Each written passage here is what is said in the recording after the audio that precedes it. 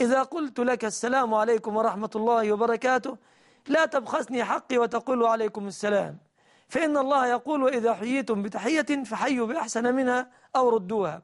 وأذكر إخواني في دول الخليج خاصة أن يتقوا الله في العمالة التي عندهم، فإن العامل قد يأتي إلى كفيله ويقول السلام عليكم ورحمة الله وبركاته، فيرد الكفيل بأنف وكبر وتعالي يقول سلام، وهذا كلام لا يرضي ربنا أبدا.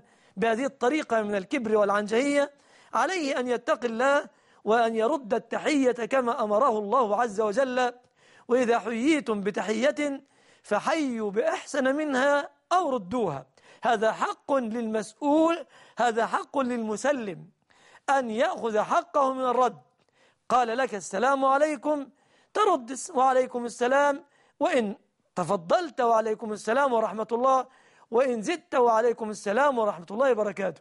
لكن كون المسلم يقول السلام عليكم ورحمة الله وبركاته وأنت تقول سلام أو عليكم السلام، بخست المسلم حقه ولم تمتثل أمر ربك سبحانه وتعالى إذ قال فحيوا بأحسن منها أو ردوها.